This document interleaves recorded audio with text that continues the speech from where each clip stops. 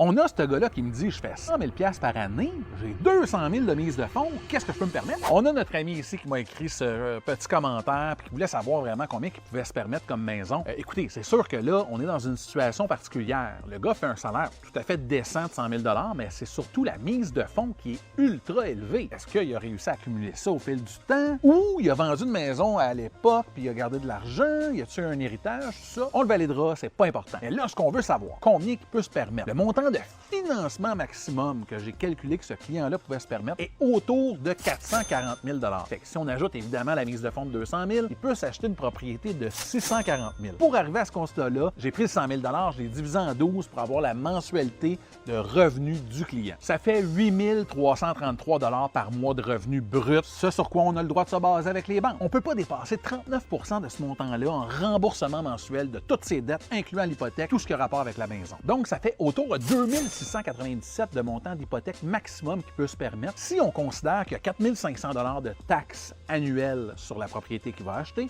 et un 125 $ d'électricité par mois. En passant à 2697 $ mensuels, il faut considérer qu'on a mis un taux d'intérêt majoré de 2 %. C'est ce qu'on appelle le stress test qu'on se fait imposer de mettre par le gouvernement. On veut s'assurer que vous allez être capable de faire les paiements, même si dans 5 ans, à votre renouvellement, que vous allez être encore capable de payer, même si les taux ont monté. Fait qu'au final, il y a quand même un maudit beau pouvoir d'achat malgré le revenu qui est bien correct, comprenez-moi bien, mais qui n'est pas si élevé que ça, tout simplement parce qu'il a une grosse mise de fonds. Là, je te vois déjà penser, là, Colin, c'est la fin de l'été, début de l'automne, c'est peut-être le temps de se mettre à regarder ça, les maisons? Ben oui, appelle-moi, on va regarder c'est quoi ta situation financière, on va analyser ce qu'on peut t'avoir comme maison, on va te préautoriser, tout ça est 100% gratuit avec une garantie d'avoir la meilleure offre sur le marché. Écris-moi en privé, on va se prendre un rendez-vous, puis on va regarder ta situation en détail pour s'assurer que tu vas partir avec une préautorisation bancaire entre les mains et que tu vas pouvoir aller magasiner ta première maison. Tu sais que mon service est gratuit, hein? Appelle-moi, je suis pas méchant.